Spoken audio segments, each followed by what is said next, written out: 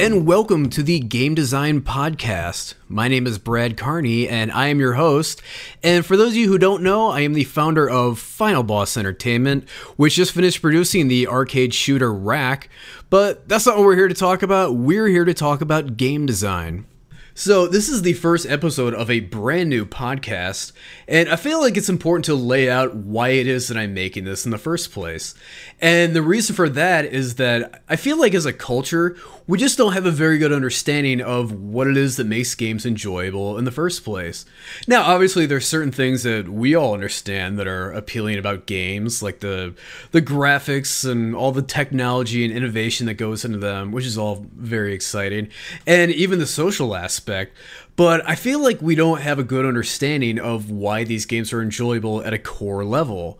After all, if you were to take the same money and innovation that's been applied to video games and instead applied it to something else, like, I don't know, a giraffe mating simulator, hey, if that's what you're into, I'm not judging.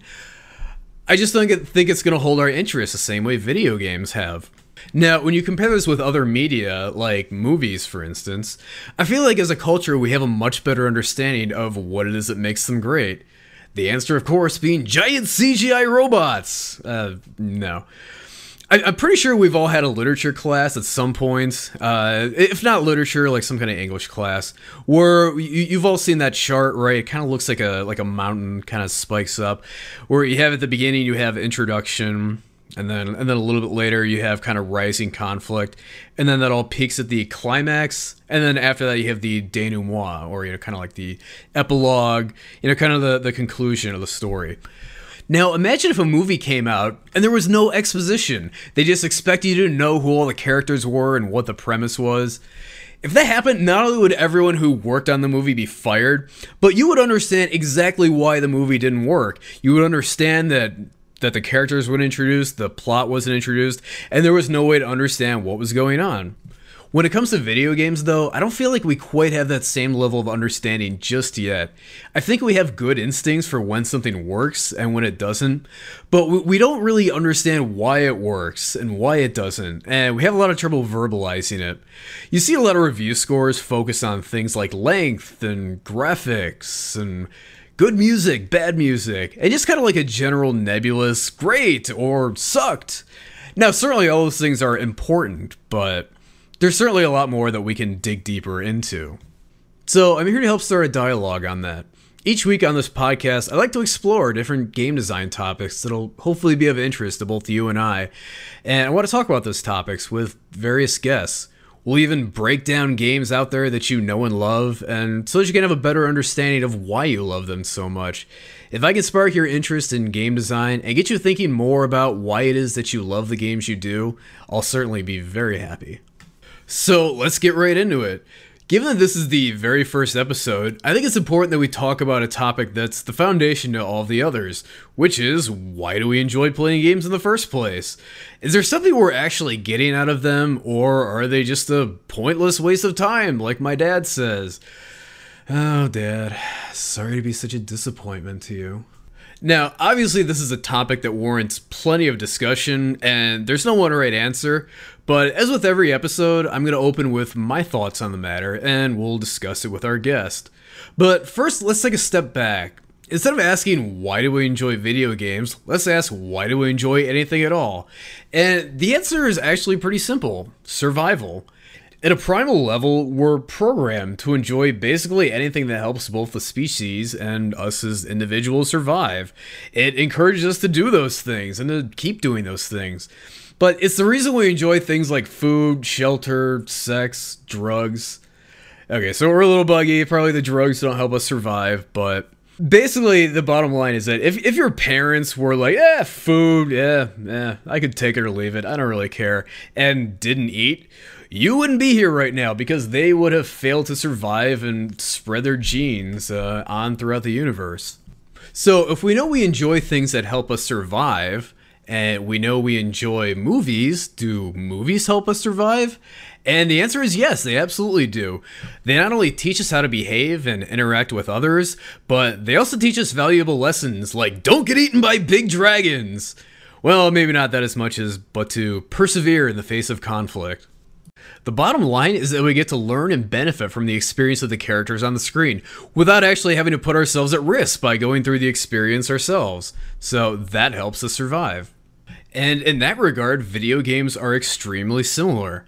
You're getting to learn and develop the skills needed for survival in a nice, safe, sterile environment. So if we could sit and develop the skills needed for survival, all while not being eaten by a saber-toothed tiger, you can see how that could be beneficial. And if you think about how humans used to be basic hunters and gatherers, suddenly the kinds of games we enjoy playing today make a whole lot of sense. A lot of them appeal to our natural hunting and gathering instincts. Think about a game like Call of Duty, or Doom might be a better example. What are you doing in this game? You're basically running around hunting monsters and you're gathering supplies from the environment. The same goes for a game like Diablo. You know, you're running throughout the dungeon, you're hunting everything in there. And what are you doing? You're also picking up loot, you're gathering. The same goes for a game like Borderlands. Now, these aren't video games, but it's the same reason we enjoy something like Catch. We're practicing throwing so that we can throw a spear at a predator, or why kids enjoy tag because they're practicing running away from a predator, all things to help them survive. But the fact that humans have been hunters and gatherers all throughout history is the reason we enjoy those kinds of games, and it's the reason my cat enjoys chasing toy mice. Because she's a cat. And that helps her develop her mouse chasing skills so she can capture mice and eat them. Because she loves murder. So coming up, I'll be talking with a guest about how different genres develop different skill sets and how there's various factors in the gaming industry today which prevent you from properly developing those skills. And after that, I'll be back to wrap things up.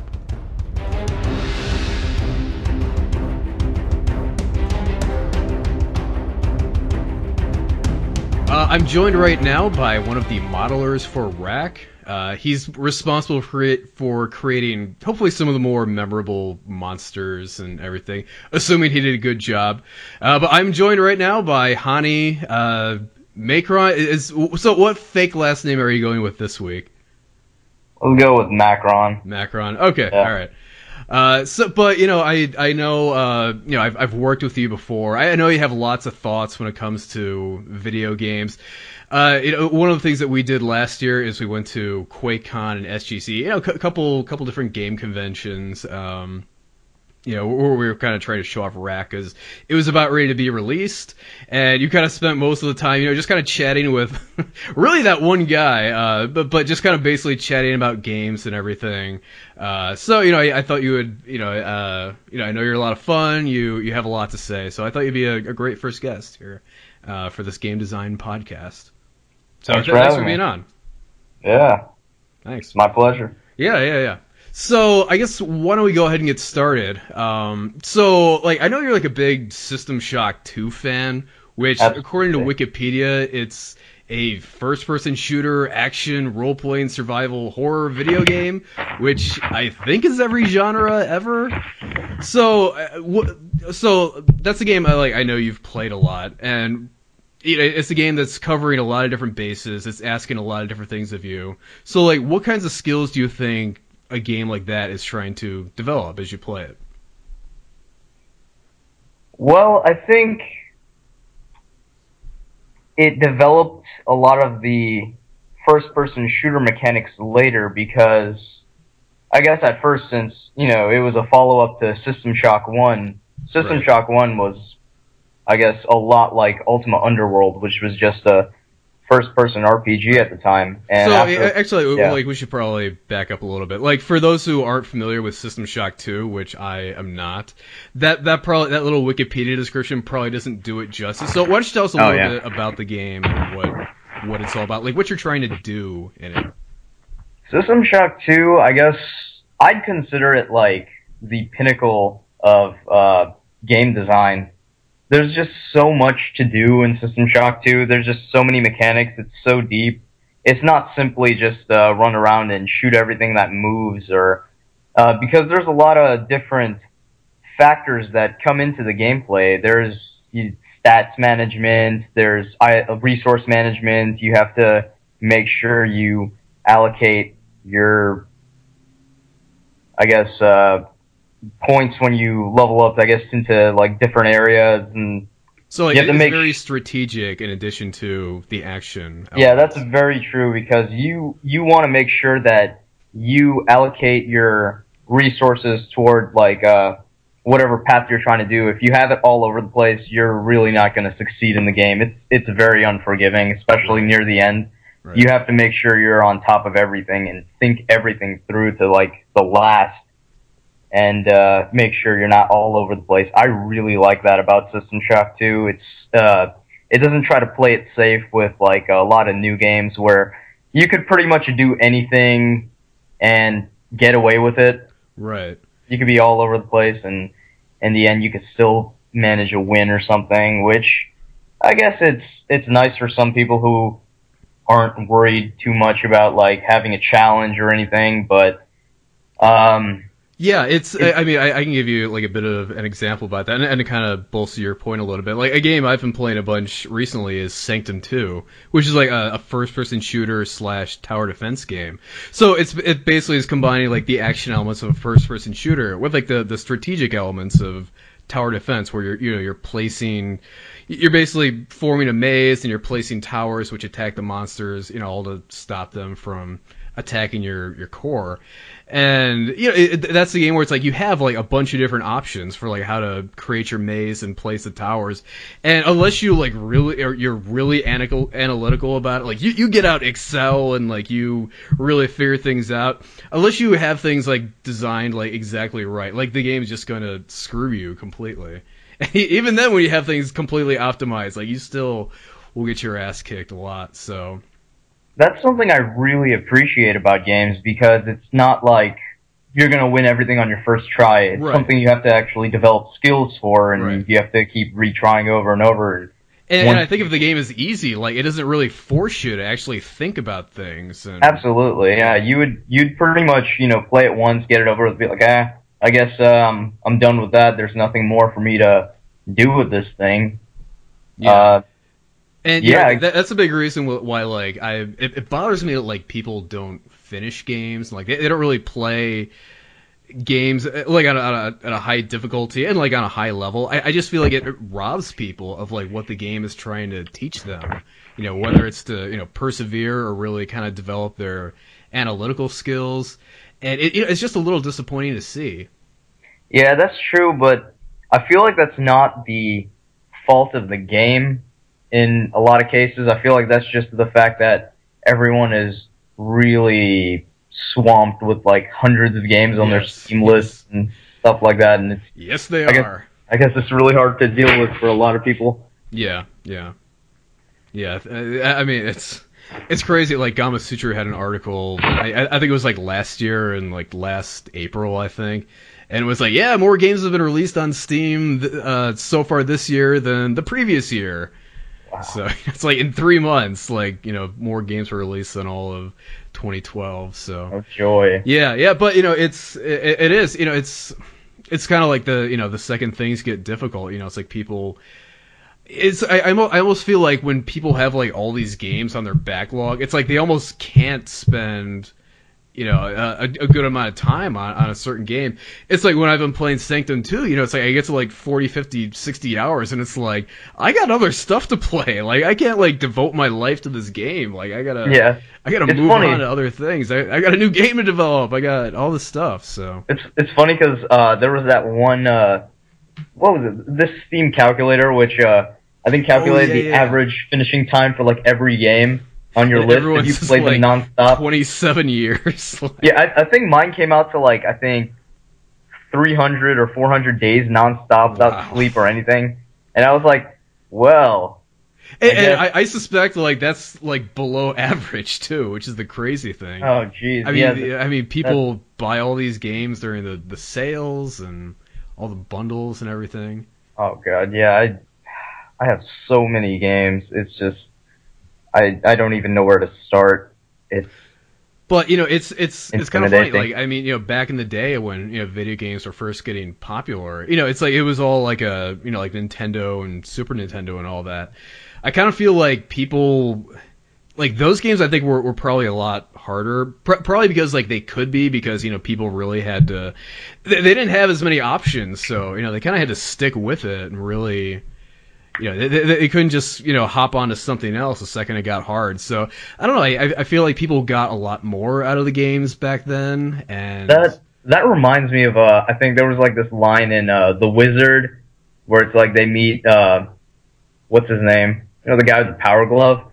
Oh yeah. Yeah, and then he's like the Fred Savage movie.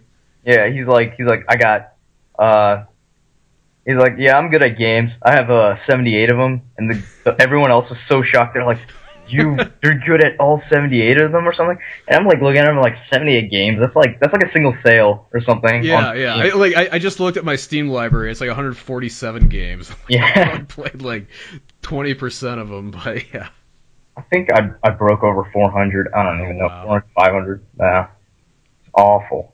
Yeah, but I mean, times have certainly changed, and I just kind of feel like it kind of robs people a little bit of kind of what games are trying to, of the kind of things that games are kind of trying to. I don't want to say like accomplish, but if games are kind of about skill building and kind of learning, it's hard to accomplish that in a short period of time.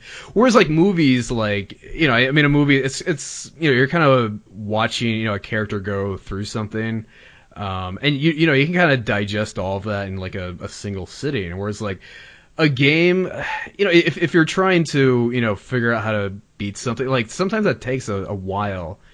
Sometimes it really takes a while to kind of beat your head against the wall, and it's like you don't develop like a great skill at something overnight. Like it takes time. That's actually something. Well, like recently I've gotten I bought a Sega Saturn, which is severely underrated as a game console, but I've been massively obsessed with the Panzer Dragoon series. They're so simple. They're like really short arcade shooters. A lot of like what Sega used to make back in the mid '90s and stuff. But right. It's just I was so surprised. Kind of like Radiant Silvergun, that kind of thing. Yeah, I guess something like that, except it's like 3D, kind of like Star Fox, but like on rails. Okay, cool. Yeah, but I'd say it's better than Star Fox. But it's just you just angered lots of people. No. Oh yeah. But no, Panzer Dragoon has some really dedicated fans. But the entire game is probably, if you played the entire thing without dying, it'd probably last like 30 minutes or something. Right. But I spent weeks like on end just doing nothing but playing and getting like super angry, and then just like throwing the controller, and then like getting up in 5 minutes, and I wanted to just play it again because I was I have to beat this. It was just so great, and I loved every second of it. It's something like that, I guess. Like, games don't need to be like long or anything. It's the fact that you spend all this time, you just want to beat it. You want to develop these skills. You want to like, master the game and stuff like that, and prove who's boss.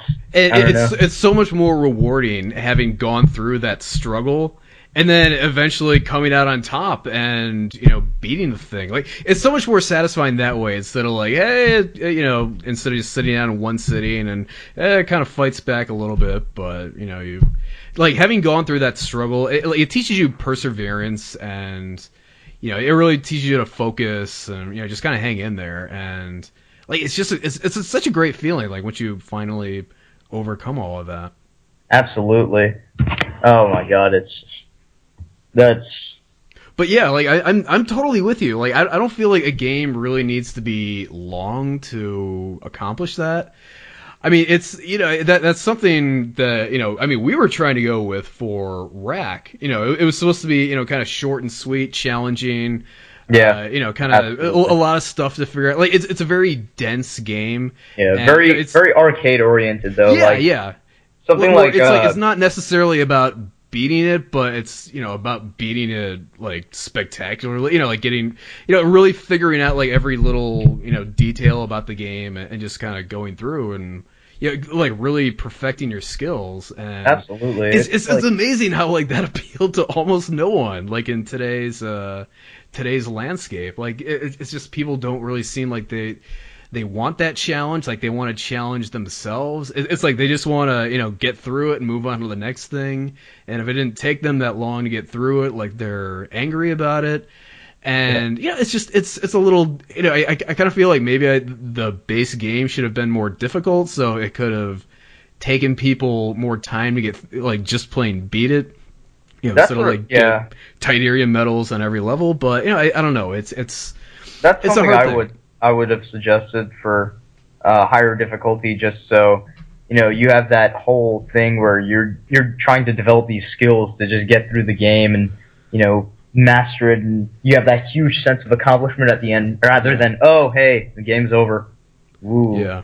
Yeah. That a lot of games tend to. Well, it took the checkpoints off of bullshit. So.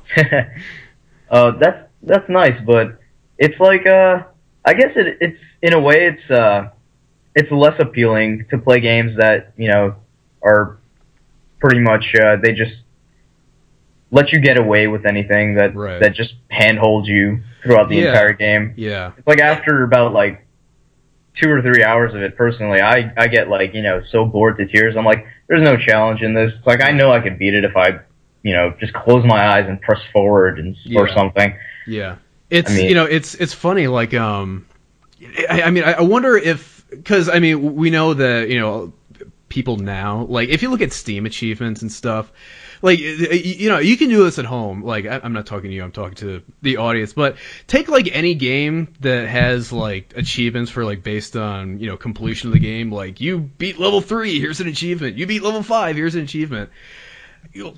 Like take a look at that, and like you'll see that like the amount of people who like beat level 1 versus like finish the game, like it's the amount of people who like finish the game, it's like almost zero. Like it's such a depressing thing, and we have no way of knowing this. At least I don't think.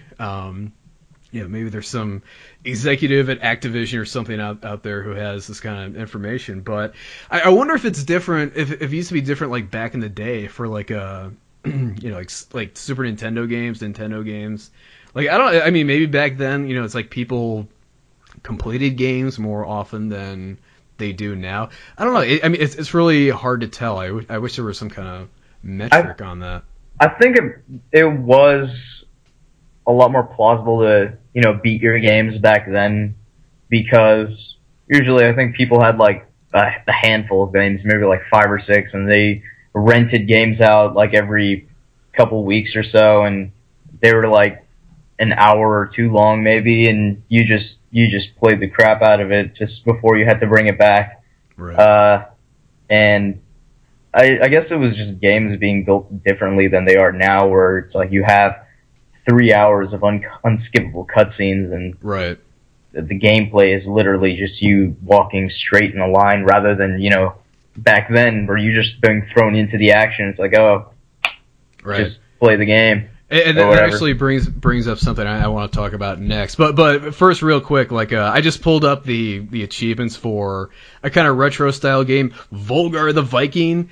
The C ending, because there's like 3 different endings you can get.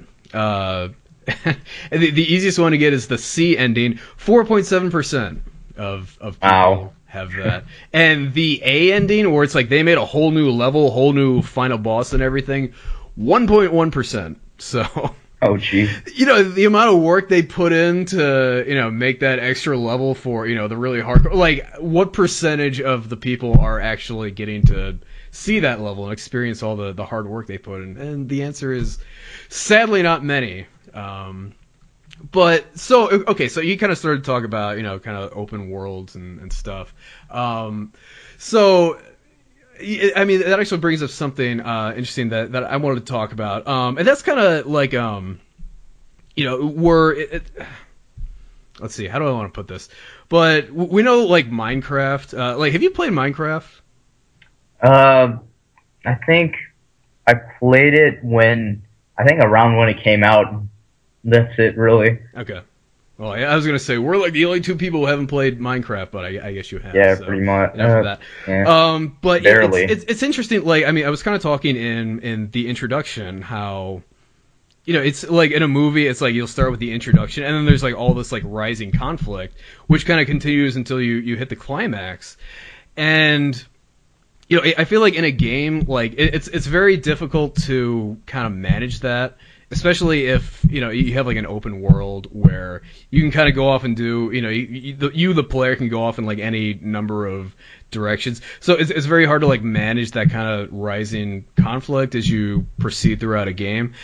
So I mean I kind of feel like it's hard to kind of rectify like an open world with like some kind of kind of like set path of like progression you're supposed to take throughout the game. And like the example I was gonna give was Minecraft, which I think started as a purely open world game, and then it kind of and correct me if I'm wrong, but I think they added like an end game to it. And like that made everyone hate it, even though it still sold like 800 trillion units after that. But I could kind of see like how do you think like open world like is it hard to like manage kind of like the player's conflict in an open world or with kind of like I guess the example I would give is like Final Fantasy, I don't know, like let's say 6. Or maybe 7, where it's like you kind of have like a set progression of stuff you're supposed to do, but then there's like all this side stuff you can go do, like kill the weapons and all that stuff. Like, do you feel like that gets in the way? Like it makes, I don't know. It depends on like these questions, by the way. it depends on like what kind of game it is, I guess. As far as open world, I'd say the Final Fantasy games aren't really as open world as something else, really. Yeah, sure. Because they're really guided, I guess. But if, for example, if you have like a really open world RPG, like I guess Daggerfall or something, it's really hard to grab a player's attention with like the main quest or something, because there's just like literally infinite like side quests or whatever to just like go on. So I feel like it's just an entirely different problem there to get people like to finish the game or something, because it's just people just want to do whatever, kind of bullcrap around. I guess there's nothing really wrong with that as far as gaming goes. And I feel like those nice sorts of open world sandboxes, like they're trying to develop a different skill set. Definitely, yeah. It's more about like creativity and kind of it's like you kind of have like a model of how the world works, and you get to kind of experiment and do things with it and kind of learn about your environment. Instead of like perfecting shooting a bow and arrow or something.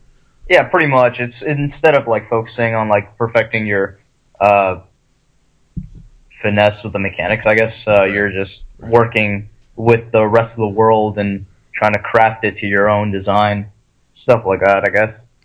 By the way, like I haven't played Minecraft, but I could be completely mistaken about this, but I think the final boss is Lord Blockness, who's like trying to crazy glue all the blocks in place so his son doesn't screw around with them. I'm pretty sure I'm not confusing that with another hugely successful movie or anything, but pretty sure that's it. I'm also pretty sure that Minecraft Steve is voiced by Chris Pratt. Pretty sure I'm not confusing that at all with the Lego movie. But yeah, so it's I mean like open world, like okay, like I mean I guess a good example is like Don't Starve. It's like I mean basically like the whole idea there is just survive.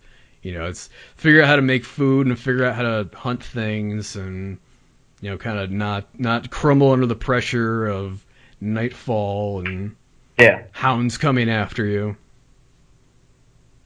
But it's that versus like it's kind of a different skill set that it's kind of trying to develop in you.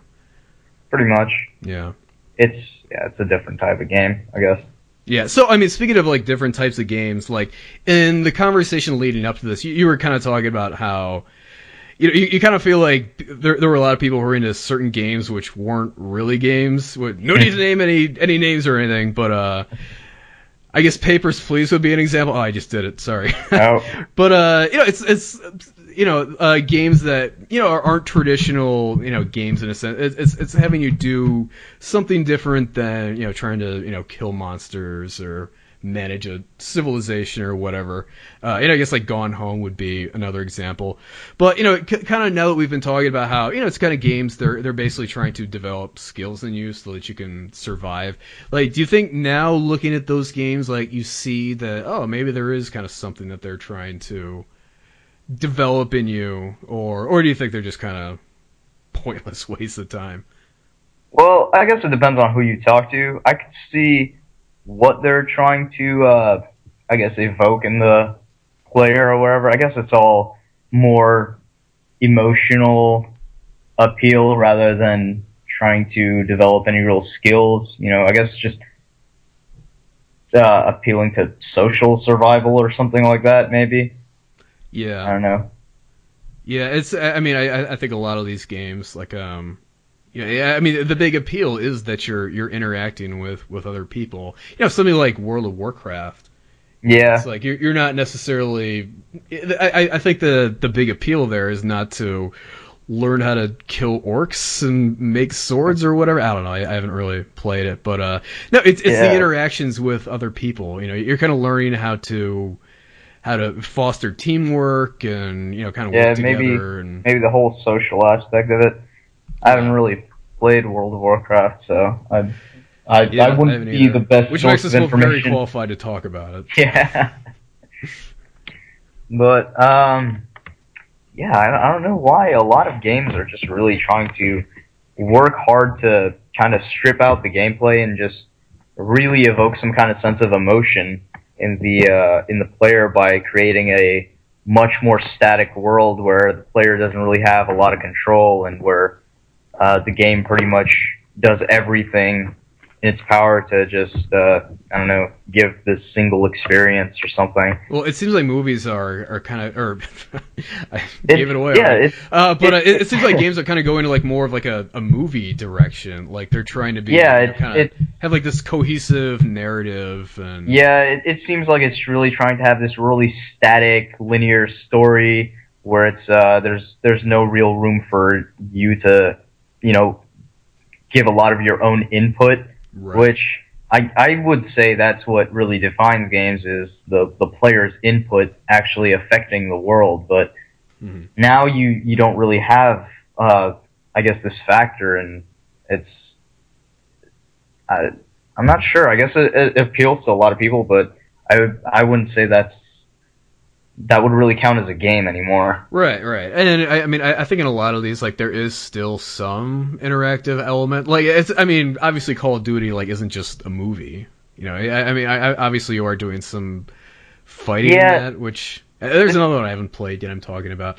But, it's I don't know. It's hard. I definitely do feel like there can be more narrative elements in games. Like, as long as it doesn't get carried away, like, I think it can work. Yeah. Like, there has to be some kind of interaction in games. Otherwise, like, it's not a game anymore. Like, it's basically a movie. Like, you're not being forced to develop your skills. You're not, being tested on anything. Yeah, it's like taking a spelling test and, like, just having the teacher just kind of do everything for you. Like, it's pointless.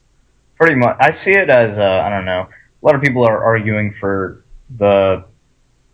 are bringing forth the argument of video games being art, and I would say it's not really, it doesn't really work that way if you're trying to keep it as a game, because I guess with art, you would want to have like a more static experience under the control completely of the artist, where I guess games are interactive, they're an activity, and it's really hard to describe something like, for example, if you're playing tennis or something, to describe that as art or anything in any way, really. Right. Yeah, I guess I guess most art, has some kind of point of view, some kind of point it's trying to get across. And I guess I could see how if you're interacting with something, maybe you can kind of get that point across a little better, like in a kind of unique way. Like, for instance, like like say you see like a character suffering on screen. It's Yeah. I think it's a little different if you can create something in a game where it's like you, the player, are suffering, and then Well, yeah, they don't have to be mutually exclusive, but right. I mean, it seems like some people want to have it lean heavily on like one side and kind of forego the other, Right. because it's like Panzer Dragoon, where it's like it's such a realized, it's a vibrant. It's just the world is just so unique, and it just evokes all this emotion and stuff that you're in this like alien world or whatever, and you have like all these feelings and like all these theories on like how it exists and stuff, and then none of that's explained at all, and it's just like all up to you to, you know, to come up with.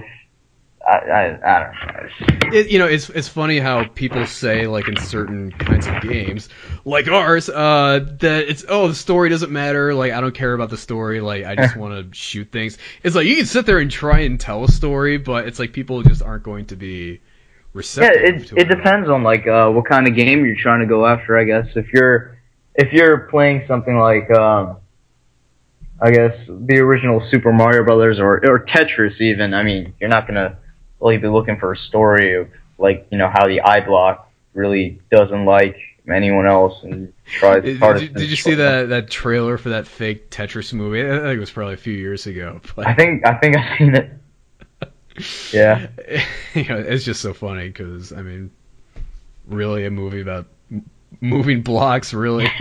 Really emotionally moving there. Yeah, exactly, yeah. It doesn't mean that games can't be like that, I guess. Like, right, for example, Max Payne has a wonderful, wonderful story for a video game. I mean, they've been done, like, really well before. Right. Yeah, I mean, you can certainly have narrative elements in a game. Like, I mean, like Max Payne. Absolutely. But, as long as there's something that, you have to interact with, and there's some kind of, failure state for not doing it well enough. I think it's certainly valuable as a game. Mm-hmm. I have, like, some really conflicting ideas as far as games go, because on one hand, it's like my favorite game of all time is Doom, and then right after that is System Shock 2, and they're entirely different creatures right there. So yeah. So I don't know. Well, hey, they're both first-person shooters-ish, kind of. Yeah, but they play entirely different.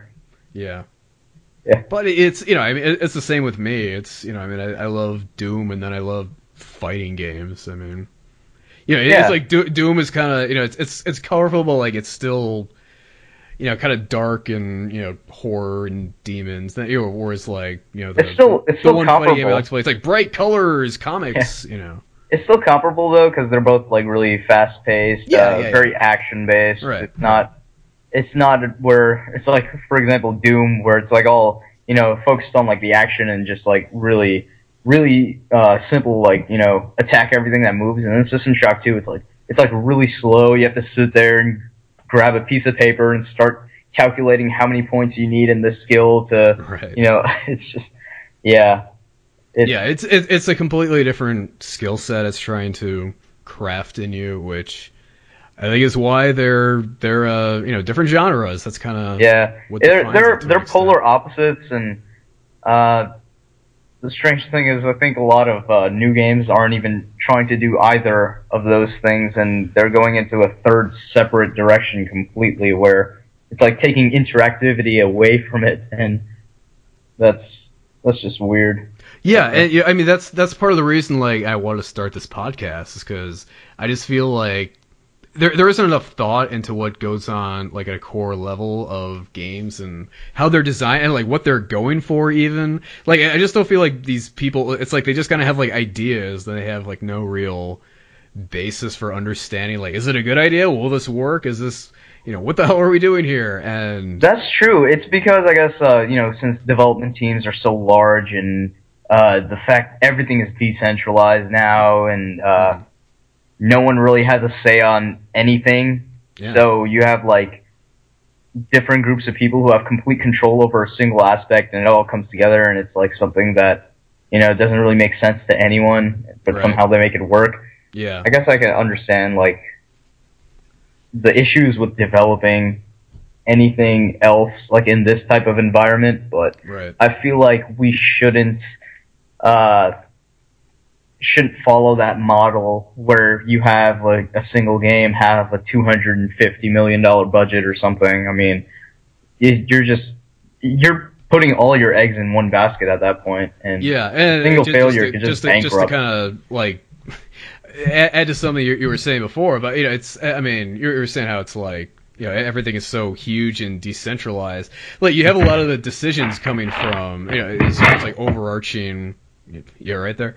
Yeah, You have like a lot of the overarching like design decisions and whatnot coming from like the top, the from like the suits and business. everything. Yeah, And it's like, like oh, if the kids people like like this down at the nowadays, bottom so don't have a good understanding of game design, like the guys at the top most certainly don't. absolutely not. And It's like you have like the big suits. They're like, oh hey, kids like this thing nowadays or whatever. Let's toss that in there. right. And it all becomes like this big thing. I'm surprised. Hey, like, I hear games blocks actually, are popular. Let's make Call of Duty all blocky.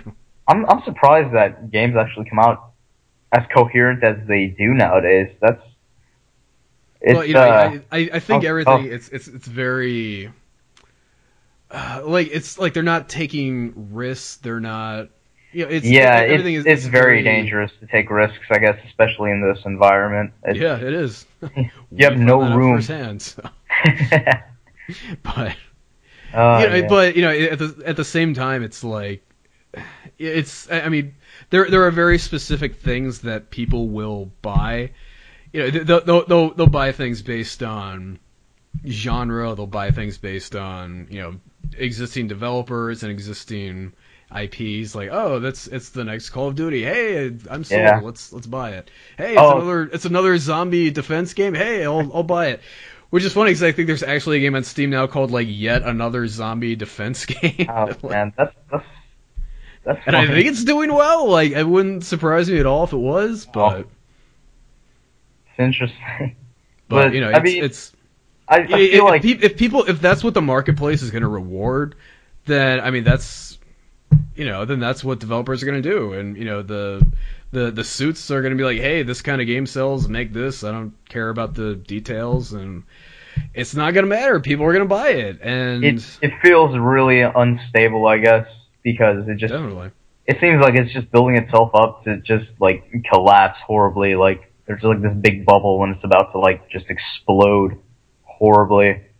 Yeah. And then we have another, I guess, what was it, Crash of '82 or whatever? Something like that.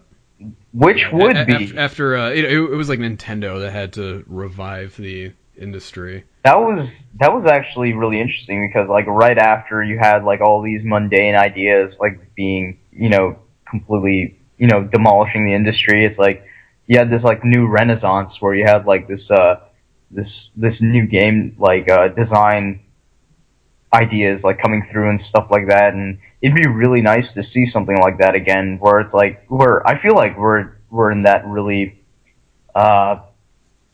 we're kind of like stuck in a rut as far as like design, and if we finally why the podcast now exists. Yeah, if we do have like another Crash and like and if things start up again with like much smaller budgets, so like people have are able to take risks and try new things, it'd be really nice, I guess, because even the indie scene seems to be like stagnating.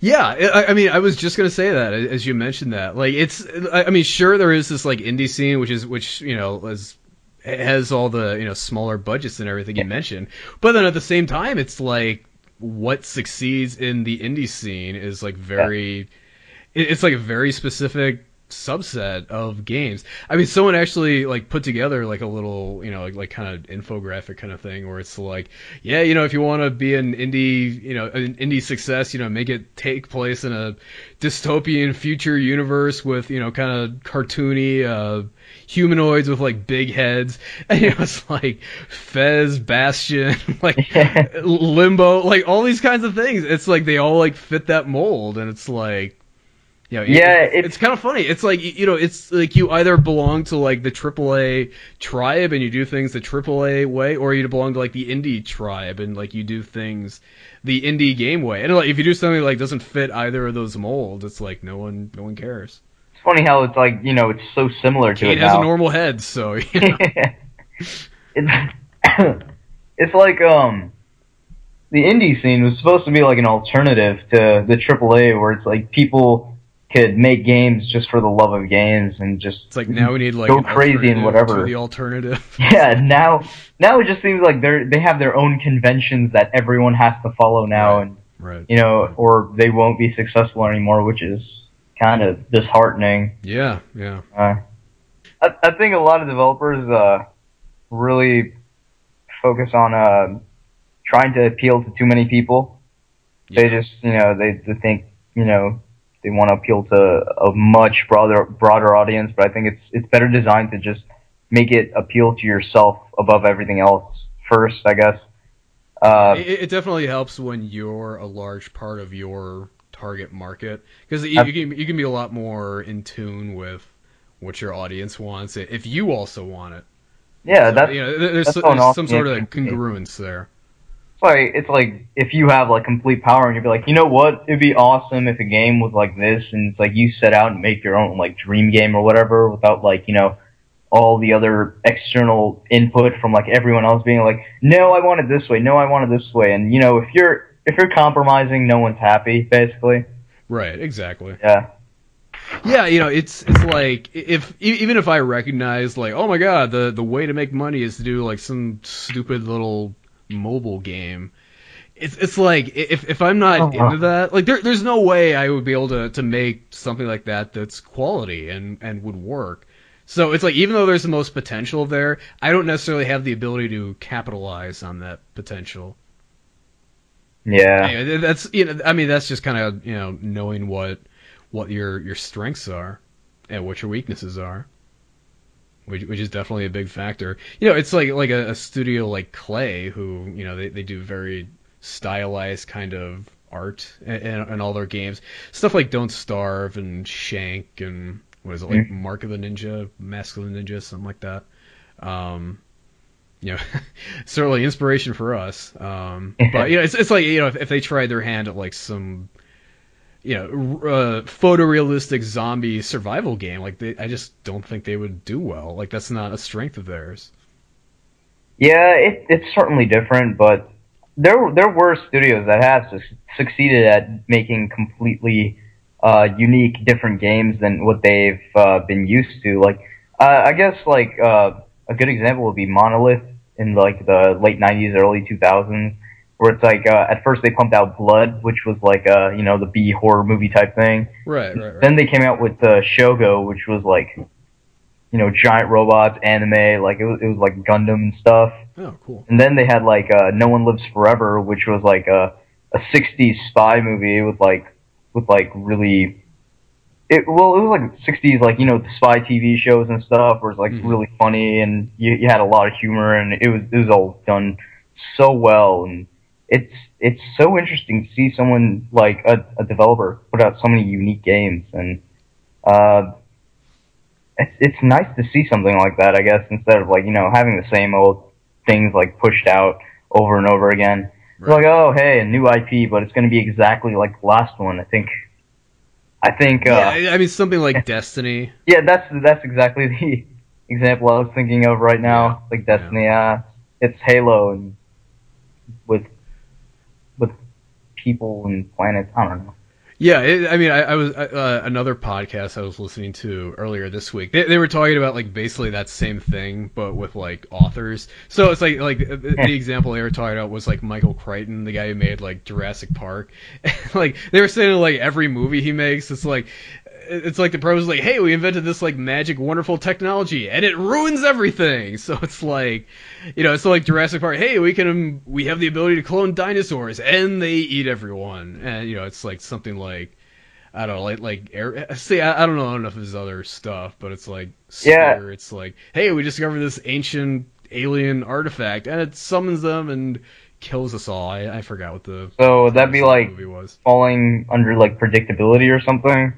But it's kind of like the same kind of thing from a creator, but just kind of like with different paint on it. You know, kind of like Quake and Doom with id. Yeah, Quake was basically Doom 3. I think they literally said that as they were designing the game. It's like, I think the original designs for Quake went on to become Daikatana eventually. Yeah. And Quake became just a weird mishmash of all their weird ideas, and they just put a Doom skin on it.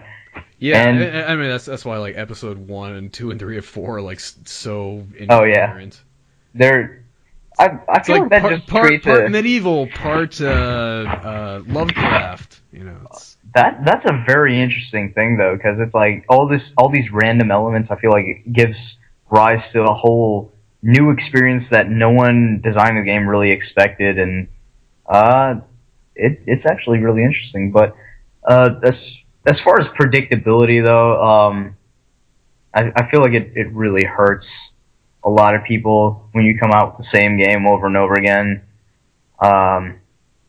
Because at that point it's like, oh, hey, I know what to expect now. It's like, why should I buy this even? I'll probably get it on sale. Yeah, but is that such a bad thing though? It depends on what you're looking for, if like Iron Man 4, like if they decided to do it, like if they all of a sudden like made it like a crime drama or something, like something completely different from like the the kind of fun action movie that the Iron Man movies are. Like I feel like that would do horrible. Like it's like people expect Iron Man to be like witty and funny and it's just a lot of fun. That's the issue with sequels, I guess, because that you're stuck with having to follow a predictable model with them. I guess kind of like what's more in line with your with kind of what you're saying is like if Marvel only did like kind of like Iron Man type movies, like then it would suck. Which is why like it was kind of interesting when like the last Captain America movie came out. It was basically like a spy thriller instead of like just kind of like your standard superhero movie. I might have to see that then. I thought it was great, and it's been one of the most well received, and it's very different than a lot of the other Marvel movies. It's nice when you see someone try something different. Like it's like I guess id Software with Rage. I guess a lot of people didn't receive it too well, but I liked how it went in different directions though, like from what they've really done before, rather than try to make like I don't know, Quake 5 or something.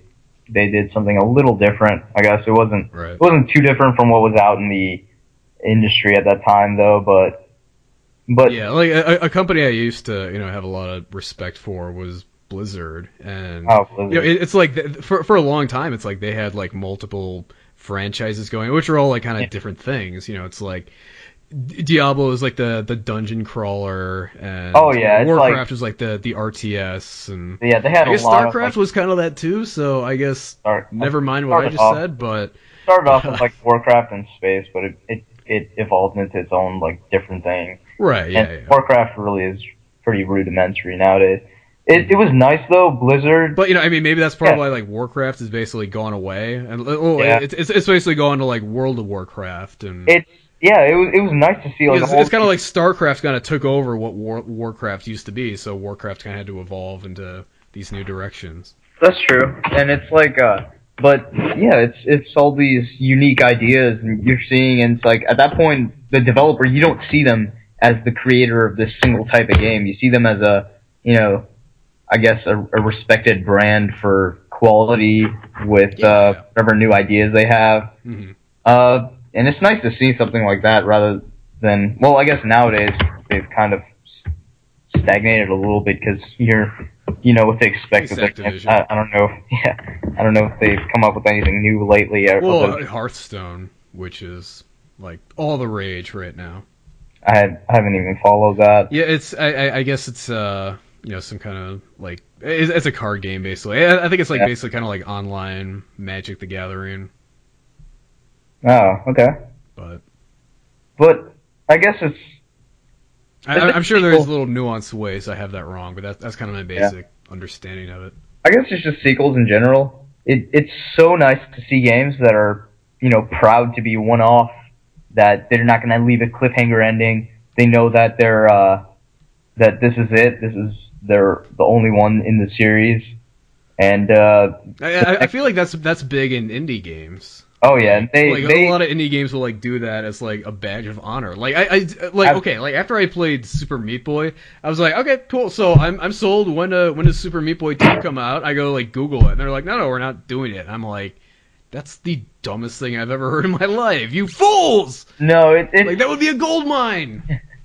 It's really easy to respect that decision though, because some games, it's like when a sequel comes out, it kind of devalues the worth of the first game in a little bit. I don't know. I mean, I feel like there's new things you can do with it. Like it further develops the existing IP you have, and it's like, I mean, like the first Mario game was, like I'm sure it did like it was big and everything. Like, don't get me wrong, but it's like since then, like it's evolved into so much more than it was. Like, I guess it depends on the type of game you're making, because if it's all entirely based on mechanics and stuff, then of course, you can make another game, but it's still really nice to see like, brand new IPs that are just like one-off or something, and they don't really, because they're like, oh no, this is a masterpiece, we're not going to make a sequel to it and ruin the whole thing for it. Like something like Shadow of the Colossus. I mean, if they made a sequel to that, that would totally ruin the entire thing. To what? It would probably like piss off everyone. Well, for a sequel to what? Shadow of the Colossus. Oh, okay. Yeah, something like that. Yeah, it could, but like in certain genres, like I feel like there's a lot more to explore. Like there's different things they can do with it that are interesting. I mean, yeah. Like, for instance, like Sanctum 1, like it was like basically like a purely strategy tower defense game. It's like you had guns and you shot and everything, but like the monsters didn't attack you back at all. So it was like basically it was like almost purely strategic. Whereas like Sanctum 2, like the monsters fought back, you'd actually die.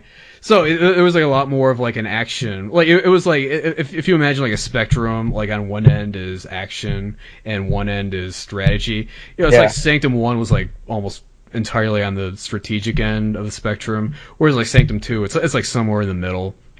So it's an interesting thing that it's an interesting thing you can do. Like you can go in much more interesting directions and sequels and I guess this is kind of contradictory. I'm not really, I wouldn't say sequels are really bad at all. I mean, because sequels, they could of course improve on the first game and be like better in every way, just like System Shock 2, because that just it almost completely wiped off System Shock 1 from like existence. Or Doom 2. No, just kidding. Doom 2.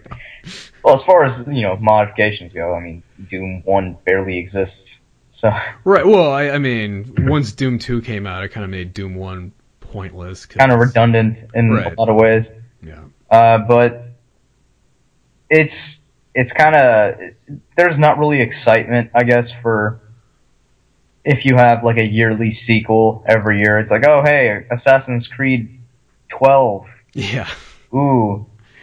I mean, if you have a decent amount of time between Assassin's Creed Pirates Edition. Pirates. But if you have like 12 years between a sequel or something, then it's like, oh man, it's like they've had a long time. I know this is not going to be the same game as what we played before. This is going to be like super improved or whatever. Yeah, I guess it builds up a lot of hype, but and if they don't improve anything on it, it'd be like super disappointing. Yeah. See, that's I actually went through like that exact thing with something recently. So like as I've mentioned, like I'm a big fighting game player, and one of the big games that just came out recently was a Guilty Gear Xrd, because Japan. But anyway, so it's it's basically a sequel to Guilty Gear XX, and it's called Xrd because they couldn't call it Guilty Gear XXX because you know why. So it's it's basically a sequel to this game, and I was like really hyped to play it. I was like, oh man, it's like I thought XX was really good. I can't wait. I can't wait for this game to come out. I'm gonna give it a try. Like I know they had like all this like new cool technology stuff to like make the models look like sprites. And like this like local place where I go to play fighting games. The first time they had Xrd in there, like I walked in and I'm like, I didn't think they had XX on the PS3. Oh, and like it was the new game. It was like it looked almost exactly like XX, which I didn't think was such a good thing because it's like under the hood I understand like everything was completely different and improved, but Yeah, the end result, like it looks almost exactly the same. And then when you actually sit down and play the game, it's like all the mechanics are also basically the exact same. They're just as frustratingly difficult and everything before. It just didn't feel like the game had evolved at all and gotten all that much better. Like another game that had came out was Marvel vs. Capcom 3, which was like 12 years or something after 2 came out. That was huge. Like, that game was like a massive evolution, like not only in terms of the visuals, but like also like the mechanics and everything. Yeah, that was like a big overhaul. Yeah. And I was kind of hoping for that same thing with Xrd, but so I mean I was disappointed with that, but everyone who loved XX obviously loves the new one because they're glad not much changed, or at least all the changes were very nuanced. Yeah, at that point it feels like a patch rather than a new game. Right. Like, which is, by the way, something they had been doing with XX for like several years. It's like there was XX Reload and XX Slash and Accent Core, and it's I guess with sequels. They do that a lot with fighting games. It's crazy.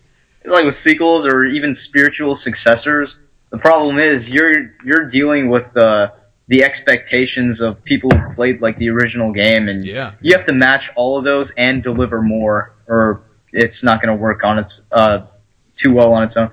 Like, I guess that's a tough thing. Yeah, this is something a lot of people won't agree with me on, but BioShock, when it came out, I played I played System Shock 2 long before BioShock, which is, I guess, not a lot of people have done, but I think the first thing I did when I started BioShock is try to find the inventory. I was looking all over. I looked at all my key bindings. I was like, okay, I picked up this item. What happened to it? But it's like there is no inventory. You automatically use it. I was like, what? Yeah.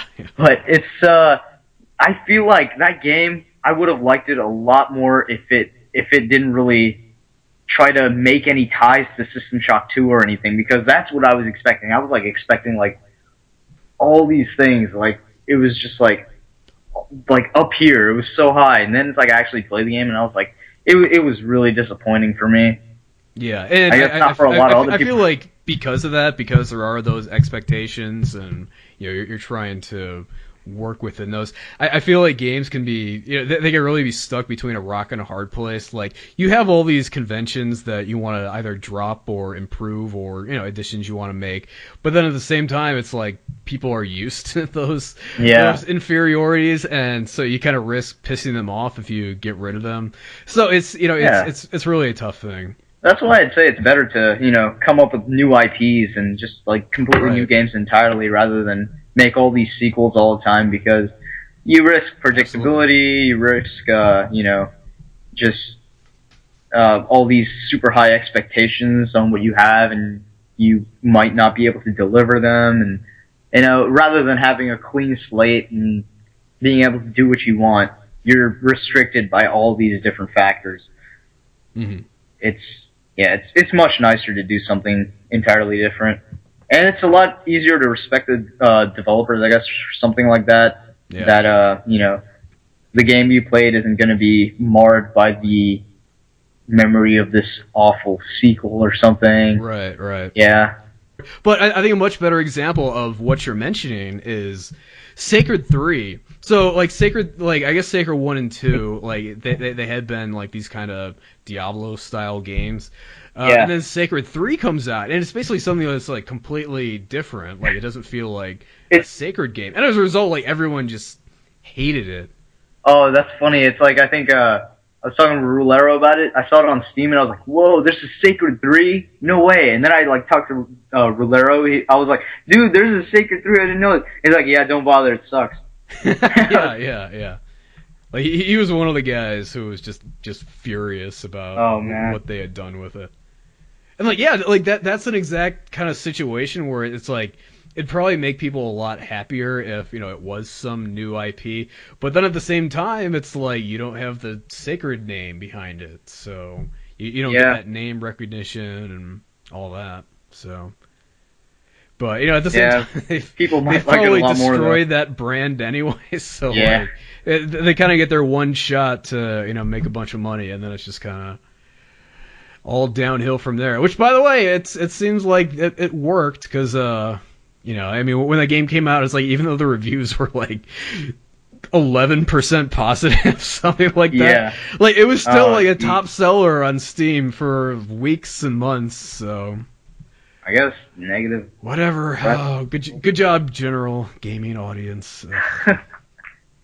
Way to reward them for doing all the right things. Yeah, I guess negative press could still support sales. I don't know. It's not gonna. Yeah, I mean, Total Biscuit like still did a video on it, like he complained about it, but at the same time, it's like he still did a video on it and gave it publicity.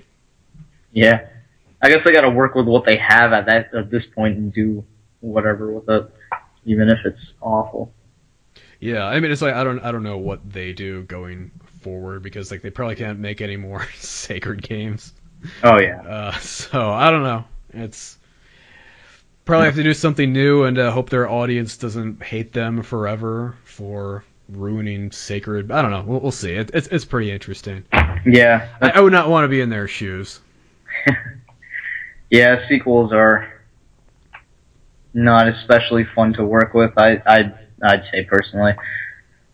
They can end up good. I mean, if you have a clear idea, if you're definitely wanting to make improvements on the last thing, right. I mean, especially like with the previous things we mentioned, but yeah. Yeah. Which is why Wrack 2 will be so much better. Oh wait, there isn't gonna. Anyway, but yeah, it's I mean, it's like Street Fighter 2. It's like, does anyone remember Street Fighter 1? There's a Street Fighter 1. It's like no one even knows there is a Street Fighter 1. It just wiped its entire existence off the map. Yeah.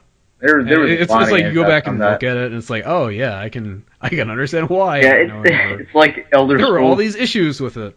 It's like Elder Scrolls 3 Morrowind, which is where the series started for pretty much everyone, I guess. Like Final Fantasy 7. Final Fantasy 7. Jeez. I can't believe that. That's funny. I guess that's the lesson, kids. Just hang in there and make 10 trillion games in your series, and eventually it'll catch on and be popular. Final Fantasy VII. I mean, to me, it's like the first like really big Elder Scrolls was like Skyfall or Skyrim. So I don't know. Now Morrowind was pretty big, like when it came out. I think Morrowind. Sure, but like it seems like it exploded with Skyrim. Oblivion was like, yeah, Skyrim did especially well, but after Morrowind, they've been like especially successful. I guess because they supported consoles. They swallowed up id, so. Yeah, I guess because they supported consoles at the when Morrowind came out for like Xbox, I think, okay. As well as PC. Whereas before it was all just entirely PC. Gotcha. Yeah, and that they got the console market while it was dominating. I guess nowadays, PC is king again, which is really nice. But yeah, it's so nice when games just let you play the game. I agree, yeah. I mean, it's like Portal and Portal 2, like the whole game is basically... Oh, I love that. But, I mean, I loved how it's like, it didn't just... It's like, hey, just do your thing. Except in those games, like, I really did feel like the whole game was a tutorial. Like, I'm playing through, like, Portal 1, and I'm like, okay, so when does, like, the real game start? It's like that was the game. Portal 1 is a tutorial for Portal 2. Pretty much, yeah.